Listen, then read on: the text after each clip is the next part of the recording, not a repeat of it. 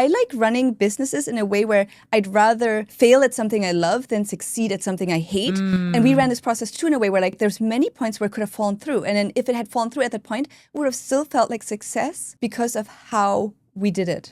That's what's so cool about this so story. Different than from any other acquisitions I hear, but we even like did a trip together before closing. We took some pictures. We got a cake that said dreamy and magical. I try and tell people that taking the highest offer is not always the way to win. It's taking the best offer for you. You do not want to sell for less than you're worth, but there is no need to go and say, oh, I need to sell for double what I'm worth to somebody who's not aligned. Walking down the street, thinking about her exit, breaking down the steps so every founder gets it. She's the exit whisperer, she's opening the door. It started with a whisper, now that whisper's gonna roar. She just sold her company, and here you get the real story. Shh, you could be next. Walking down the street, thinking about her exit. Okay, so last week we had breaking news. This week we have breaking news again. Once again, I have bumped season 7 to put in a couple of season 8 episodes up because we just had another fantastic exit. Gesche Haas has sold Dreamers and Doers. Now, Dreamers and Doers is right in my space because this is a community of brilliant dreamers and doers, female business owners who are dreaming and doing and building the next big thing. And Gesche has built that business for 12 years with heart. And so when she went to look for an acquirer, she wanted somebody who shared the same values, the same spirit, the same magical energy. I can't wait to tell you about Gesche's exit and have you hear from her directly herself. Here's Gesche. Gesche. Hi. Can't believe we're here. Me neither. It feels like a dream. I can't believe we're here from our first phone call. I think we have to start with this story, don't you think? Yes, please. When you reached out to me, I had guilt because I was like, I know of Dreamers and Doers, and I was just launching the Whisper Group. I was about less than a year in, I think, when we were starting, and I was joining communities, but I hadn't gotten to Dreamers and Doers yet. And you reached out, I was like consumed with guilt that I hadn't joined yet. And I was like, and you were like, let's talk. And I was like, okay. But I felt so sad in my heart because I knew that it was this unbelievable community. And then we got on the phone and I was like, oh, I see why everyone loves this community because look at Gesche. So I just had to open with my own guilt. And now let's talk about why you reached out. I reached out because actually someone just said like, when they met me, they're like, you just have to meet Carrie. Like, I just have this gut feeling, your energies match. You just have to meet each other. And I'm like, okay, let's do it. And then I reached out to you over LinkedIn. And what I also loved about us meeting was like the first thing you said when you came on, you're like, I am so sick. I've canceled every single meeting except yours. That's right. It was the most random call because I normally wouldn't have taken it because I was sick. You were outside. You had a cool hat on, per usual. Exactly. Per usual. You were so cool in the outdoors, but like very little internet. And there we were. We both knew that we had to meet and we had to meet then. And that call was so transformative because selling your business, like I've learned that it's very, very male dominated. The platforms, the brokers, everything about it is male dominated. There's not a lot of information. You try to leverage AI, but it actually gave a lot of not good and outright inaccurate information. Yes. Well, we will definitely talk about that in a minute because that's such a good point that we really haven't explored here before. I want to let our audience know about Dreamers and Doers. For anyone who's listening who didn't know, talk to me a little bit about the start and where you built it, how you built it. Give me like a little background on Dreamers and Doers. So Dreamers and Doers started 12 years ago. I have a background in finance. I was an investor at a hedge fund, worked at early stage companies, but none of that prepared me for going out on my own. So while I was working on my first business, I felt very lonely, I had existential fears, and my friends and family couldn't relate. And everything changed when I joined forces at that time with one other entrepreneurial woman. And what we did is we brought our laptops, we met up for brunch, and we spent the whole day working alongside each other. Working, but also supporting each other, asking questions, and it was a night and day difference. So organically, we continued meeting up and more women joined over time.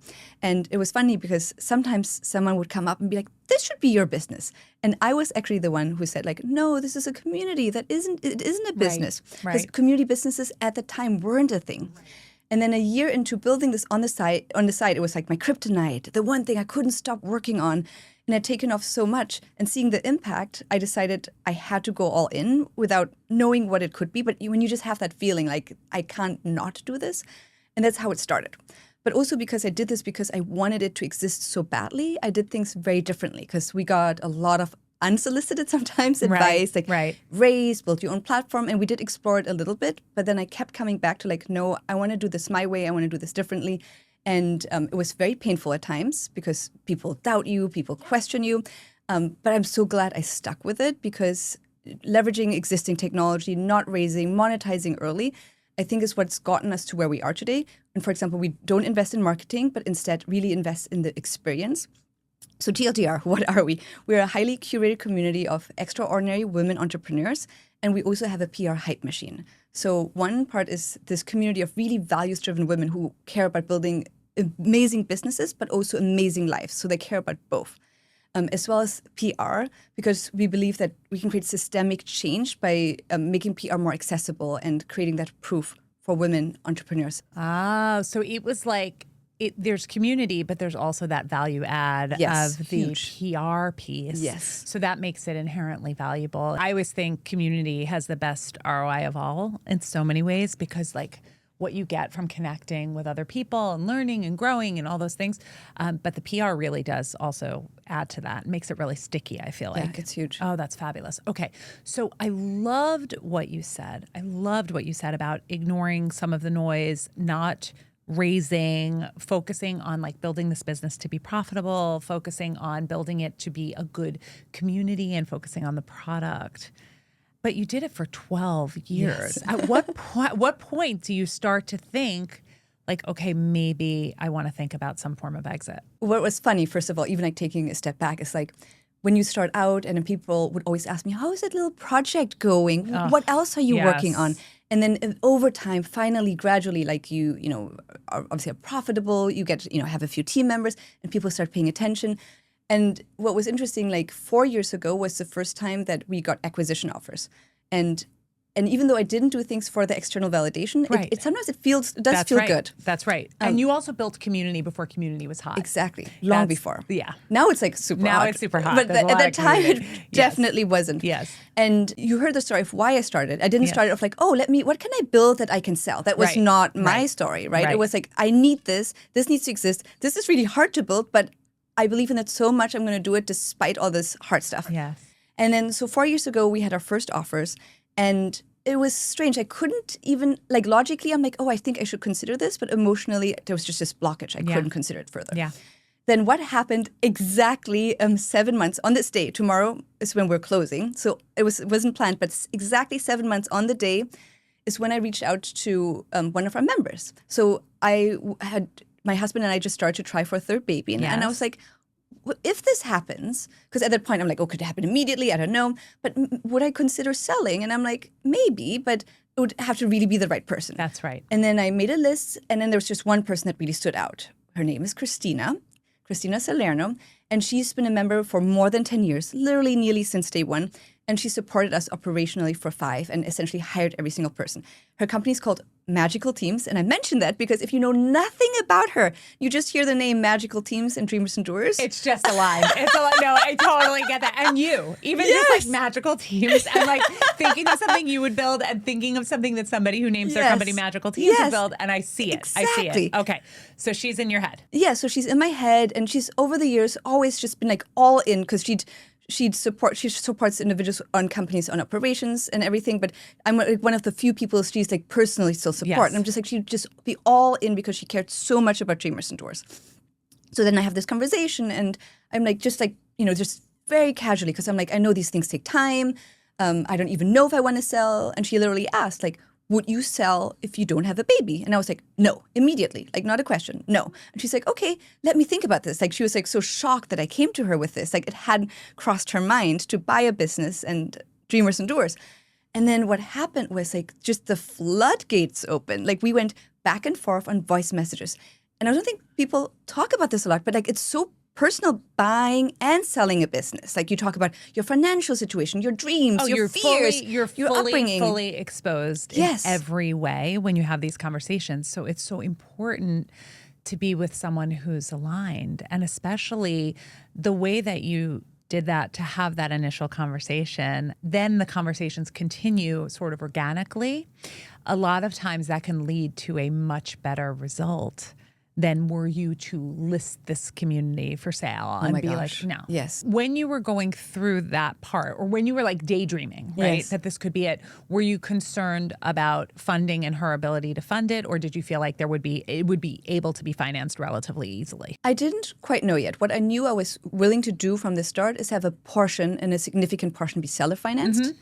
And then her and I together, which was beautiful, learned so much about the SBA loan That's right. process. That's and I right. wish actually more women knew of it. That's Like right. her and I are so entrenched in entrepreneurship, and we hadn't been as familiar with it. And also AI, by the way, gave so much inaccurate information. That's right. But if you have a business that's profitable and that generates strong cash flow, SBA is a terrific option. And it allows you to be paid, and it allows a payment plan for the buyer that is manageable and feasible. Yes. And most women, I think, when they're thinking about an exit like this, they don't think that calling Christina is possible.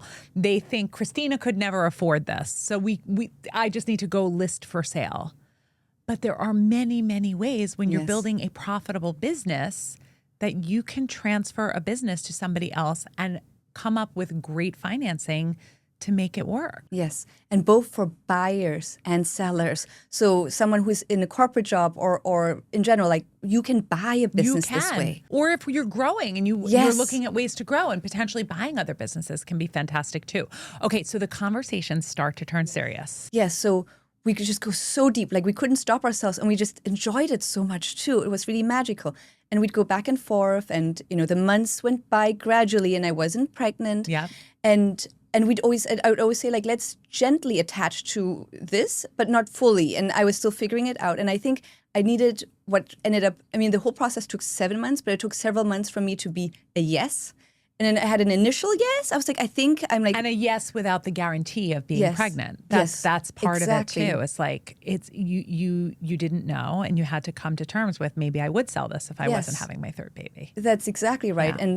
And there'd be moments where I'd lean into yes, and then I tell her that, so because we keep each other up to date. But then I had moments where I actually kind of nearly changed my mind. I'm like, no, I love this business so much. And that's one thing you said on that call, because we exchanged details. And you're like, the one thing I'm not sure about, Gesche, is if you're ready to sell. That's the one thing I'm not sure about. That's right. And you still caught me in this like early months, because I was still going back and forth. And there were some weeks where I'm like, oh, I feel nearly guilty that I'm changing my mind. What do I tell her? But I just needed, I think a lot of beliefs come up, right? Because there's a difference selling a 9, 8, 7-figure business, but like. With an 8 or 9 figure business, if you sell that business, generally you're not thinking about, oh, I need to rush to do something immediately. When you sell a 7-figure business, or for a 7-figure valuation, it's wonderful and good, but you do have the thought of like, okay, what am I going to do to continue to build on that wealth? Yes, exactly. Yeah. So you really had to get clear on that. I know when we talked, there were a couple things that I noticed when we talked. First, I was so happy for you that you had found a buyer that was aligned. Mm-hmm. I thought that was great. One of the things when we talk about AI, which I'll go to first, is that I really was able to validate for you that the exit price was correct, and that the way you had structured it was really sound and good. Whereas AI sometimes gives you the most absurd shit you'll ever see in your Yes. life. And so I think that's really, really an important piece. When you're trying to like DIY your own exit, it's hard because a lot of times you get really tough misinformation. That was one of the first things that I thought we noticed together when we were going through that process. And the second one is clarity of why you're doing it, clarity of why you're selling. And I think you getting clear on that and working through that process of, even if the third baby never comes, this is the choice that I want to make. That was like a really beautiful journey for you, I think. And two things on that. I think on valuation, because oftentimes people talk about this like hardcore negotiation, Yes. and we actually didn't have a negotiation, because I literally tried to determine, and part of that was a conversation with you, like, what is a fair price? Right. Because is it in my interest to like crazy, like get as much as possible, every single cent? No. Do I also want to undersell? Also no. No. But what is a fair price? And then I determined what the fair price is, and I presented it, and that was what the price was. Yeah. The good thing about the SBA, one of the good things about that, is that they validate that price. Yes. So like when you're borrowing from the SBA to buy a business, they're not going to let you pay. They're not going to let you borrow more than the business is worth. Yes. So it gives you a really fair market value too. Yes. So that's what's so wonderful about the route that you chose. And then I think, I guess one thing I wanted to think about, so we talked, And then there was time went by, and then we got closer to close, and then Yes. we talked again. In that time, what did you do to get clear on what you wanted? It was just this gut feeling, because prior when I had offers, like logically I was like, oh, maybe I shouldn't sell, maybe I should sell, but emotionally I just couldn't entertain it. And then as time went past, and I also like addressed some of my limiting beliefs, the fears that came up, like, can I do anything else? Am I good at anything? Like just like the weirdest things. I mean, we all probably can relate that we have a crazy inner voice, but like when you're selling a business, like the craziest things come up, right? Yes. So I had to work through that. But the number one thing was probably just seeing what an incredible buyer Christina would be. And I realized like Dreamers and Doers could have such a bigger impact. And I think I know with all my heart that it's her. And just having that certainty, that was the biggest thing. So it was about knowing that she was the right Yes, buyer. 1,000%. That was the thing. That's so interesting. And I think like logically I could come up with so many reasons to not sell, but it was like the inverse from before. But emotionally, I'm like, this is it. Wow. So you go through the process. Were there any serious bumps in the road that caused you any kind of undue stress, any stress or learnings from that part of the experience? Anything in diligence you wish you did differently? Or So what's interesting, like when you go through this process, like every stage, there's a different percentage of how likely this is going to happen. And also the emotions like vary a lot. And there's definitely, I'd say like the biggest hard things were like, getting a lot of answers to like very nitty gritty, like legal things, due diligence. especially SBA. SBA needs every little detail too. So we loved our SBA lender. It was a woman too who worked with us. And I'd say the biggest advice is just like, they didn't actually feel hard because we made the journey actually really fun together. I think because of our relationship, the hard things became fun. Oh, It's weird. That. Like you sort of built you know what you did, Gesche? What? You built a community of exit experts. yes. You did. You had a community within. You yes. built that because that's what I felt when really going back and forth with you about some of the stuff you were going through. Like you curated a community for your exit. I couldn't agree more. And it's funny because we oftentimes start voice messages as like, I probably shouldn't, like Christina, I probably shouldn't say this because this is like the worst thing you could say in a negotiation, but I'm still going to say it. Yeah. I like running businesses in a way where I'd rather fail at something I love than succeed at something I hate. And we ran this process too in a way where like there's many points where it could have fallen through. And then if it had fallen through at that point, it would have still felt like success because of how we did it. Because you handled it with really radical transparency and kindness, I think. That's what's so cool about this story. It's so different than from any other acquisitions I hear, but we even like did a trip together before closing. My head of community and we took some pictures. We got a cake that said dreamy and magical. See, this is so wonderful because I try and tell people that taking the highest offer is not always the way to win. It's taking the best offer for you. You do not want to sell for less than your worth, but there is no need to go and say, oh, I need to sell for double what I'm worth to somebody who's not aligned. And I think this is the type of thing that people don't realize because the exit process is about so much more than just money. Like Gesche, when I think about you, like this is going to be this is so fresh for you. It's going to be such an interesting journey to not be Gesche, the owner and CEO of Dreamers and Doers. Tell me about what you're looking at next and how you're planning to navigate that. Do you feel like you've navigated that through the exit process? Do you feel like there's work to do on separating the identity for yourself? I think the biggest part I had was like, I just had a lot of fear, like what will be next? Right. What Who will I be? Yes. And also like having two kids, like my husband and I trying for a third baby. Yes. We have a great relationship. Yes. But so even though I have this too. I have this too. So even though I'm having a lovely exit, but there's something mental about like, but actively money's not coming in. Yeah. What will I do next? Yes. The idea of earning and then you're not earning anymore, but you have, you will adjust. This is fresh. This is fresh. You will adjust a little bit, but yes. And so that's where some of my biggest fears came from. But then it was so fun because I actually love when these beliefs are uncovered. Yes. And you can never connect the dots before, but after the fact you can. Could I have ever guessed I would have started Dreamers and Doers? Absolutely not. So my number one goal is to just be in flow and to trust and to not rush things and just let things unfold, but actually enjoy that uncertainty. It's going to be a little bit uncomfortable, but really like not rush to it. I really hope that you do take that time because I think for me, as somebody, I was in a 3-year contract with the acquirer, and then I got the idea for the Whisper Group, which I could not.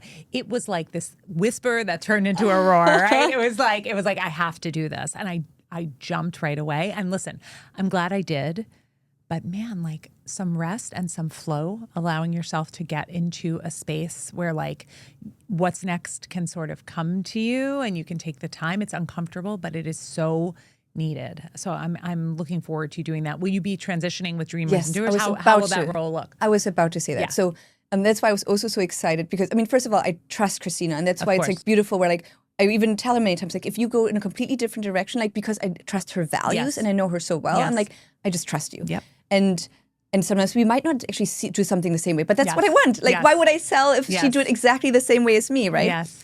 And but at the same time, she's inviting me to continue contributing, like the ways that feel super aligned, which is like through my relationships, adding like that little sparkle and magic I like adding, and so it feels really good because you can sometimes get so bogged down as with a CEO with things that you don't enjoy, and that's been some of the past few years, and that's one of her many expertise, operations, but also vision. So I hope you will come back a year from now.